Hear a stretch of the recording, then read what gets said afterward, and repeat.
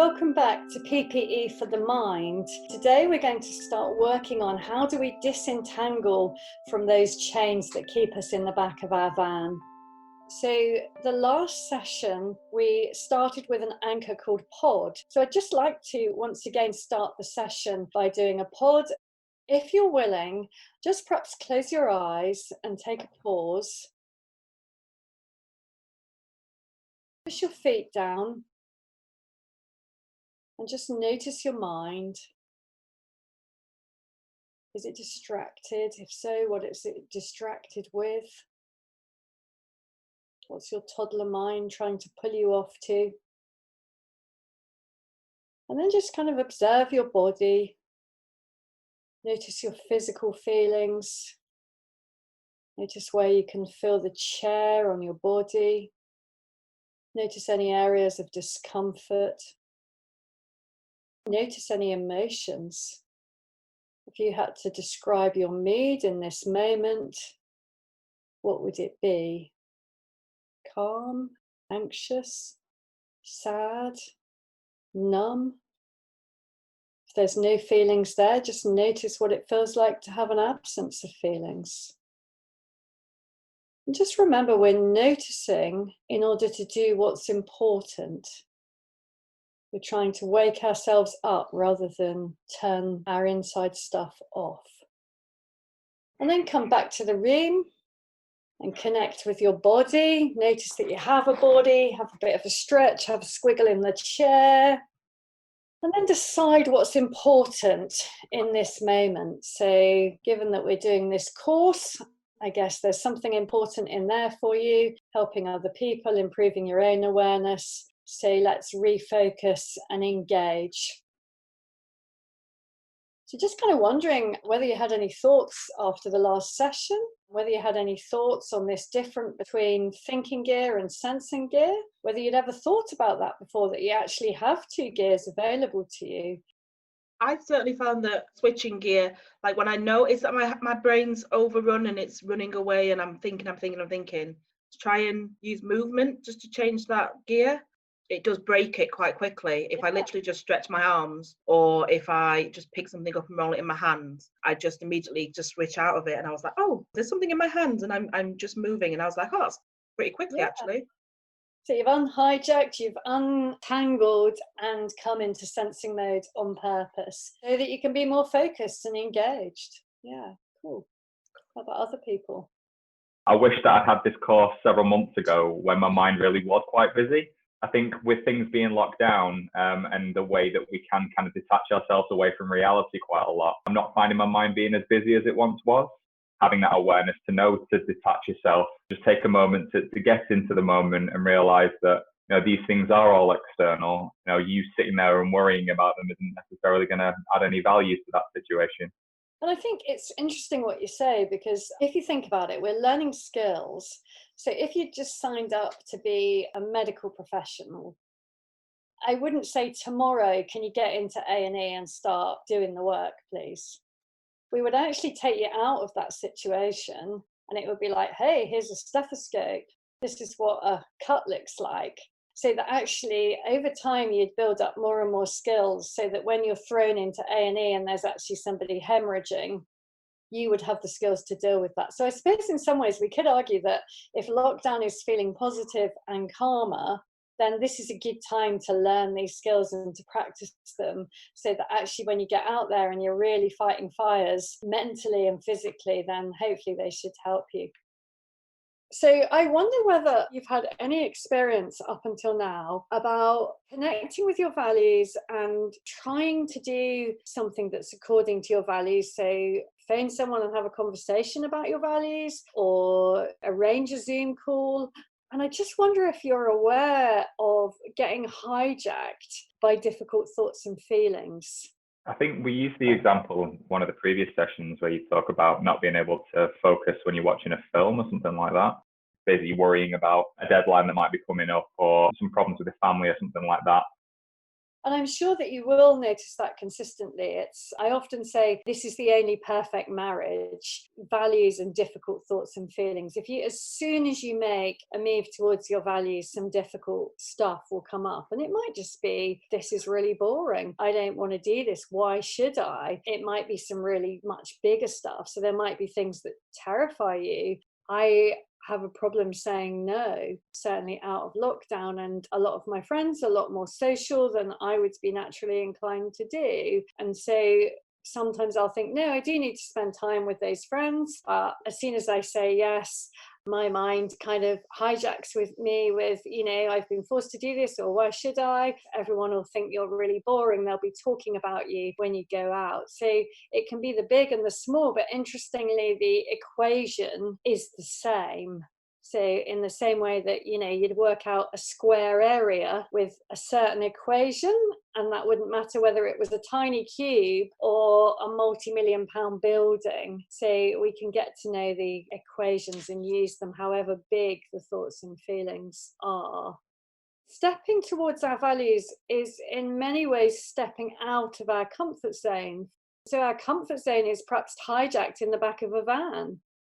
Why is that so comfy? Even though it's restricting and not chosen, how might that kind of sometimes be a comfy place? I think it's because you're not risking anything. As much as you may be hijacked in the back of your van in the middle of nowhere, you know you're hijacked, you're in the van, you're in the middle of nowhere, and there's nothing you can do about it almost. I did do mine. I set up my chat with my friends, and I actually got the thoughts before the action rather than after the action, which were, they're not going to want to. You're asking them to take time out of their lives. Their lives are so much more important than yours. As soon as I sent it, and I almost immediately got lots of replies back saying, yeah, of course we'll have a Zoom. Let's have a Zoom this weekend. It'll be really fun. I was like, oh, that's my comfort zone. That's me going, you know what, if I don't ask, then they can't say no, and that feels more comfortable. And you're so right. Actually, it's often just thinking about the value-driven choice. Think about this in terms of thoughts and feelings. So imagine while you were sleeping, I came and put a shed load of skip rubbish on your front carpet. But you didn't know it was me, so you couldn't shout at me or anything. So what would you have done? What do you do in that situation? I'm a pacifist, so I'd just start cleaning it up. Okay, cool. Clear it up. Get rid of it. What do you do in the situation where you walk into a room and there's an overpowering, disgusting smell? I'd probably leave the room. Yeah, we naturally walk away from or try and clear up what we don't like. The problem comes when we apply those principles to our inside stuff. So what I mean by our inside stuff is thoughts, feelings, urges, memories, emotions, sensations. Because actually, contrary to popular Western belief, we don't have any control over our thoughts and feelings. Play with this. Think about a memory from this morning. So maybe think about you getting up or eating your breakfast. Close your eyes on that and make it a bit colourful so you can really remember that. Now delete it. Get rid of it. Don't have it. How's that going? It's not possible. Possible, indeed it is. So interestingly, our minds don't have a delete button. Some key message in here about, whilst if I tip rubbish on your front lawn, we can't get rid of those older memories. We can't get rid of thoughts and feelings. They come and go. I want to try some techniques. So in any process of disentangling, so, we're in our van and we're entangled with these chains that don't allow us to move. And that's definitely what it feels like when we're hijacked with thoughts and feelings. So there's kind of 4 stages. And the first one is just simply to notice. And sometimes that will be enough. You can just say, I'm noticing a thought that no one cares. And once you've noticed a thought, you can then ask a couple of questions. My favorite question is, if I buy into this truth, will it help me now? And for me, that's such an amazing guide. So I can be walking down the road and I can be thinking, I've got so much to do. It's terrible. I've got this. I'm just not going to cope. I'm not going to manage. And then I can notice I'm thinking that and just ask myself, is this helpful right now? And sometimes that will be enough to just go, no. So do a pod, refocus on something that actually is helpful. So just kind of noticing it and naming it. So even like noticing a feeling, here's a feeling of tiredness. I notice a pain in my head. We can just kind of say we're noticing and then we're naming it. And sometimes just doing one or two, that will be sufficient. But sometimes these bigger, stickier chains, we might need to actively disentangle. So I just want you, if you've got some paper there, just scribble down a thought that's come to mind as we've been talking, a thought that could be a regular hijacker. Gemma, do you mind sharing your thought, or is it too private? No, it's all right. It's usually that I'm not worth it. I'm not worth it. Okay. What happens as you just kind of hear that thought? Does it bring up difficult feelings associated with it? Yeah, definitely. I think it brings up like anxiety and looking at myself, looking for reasons why I'm not worth it. I don't know what it is I'm not worth. So just those words, I'm not worth it, can arouse in you, and that's very common. I would have the same experience as that. If everyone can write their thought just as it is, say I'm not worth it, I'm too common, just pop it on your piece of paper down in that bottom right corner. So what I'd like you to try now is to put in the middle bit of your paper, I am having the thought that. So for me, I'm going to read that whole sentence out. I am having the thought that I'm too common. Mike, would you be prepared to read out your whole chunk?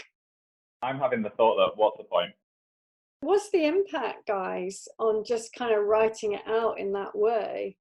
Read it in your head a couple of times in the full sentence. It's lessened it quite a bit, hasn't it? Because it's almost like you've reduced the sentence to a thought. It's no longer a whole encompassing feeling, it's just a thought.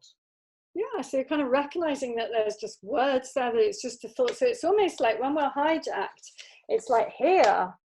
So on your final space at the beginning of your paper, but I am noticing that. And then read that out loud in your head a couple of times. So I am noticing that, I am having the thought that I'm too common. Do that for your own one a couple of times in your head. What does that feel like? Feels more like you're acknowledging the fact that you've thought about it, as opposed to actually going down the road of being hijacked and doing whatever that hijack process would do. Yeah, so we're noticing, we're naming it, then we're disentangling, and then we refocus so that we're doing what's important. So we're disentangling in order to go in our valued direction.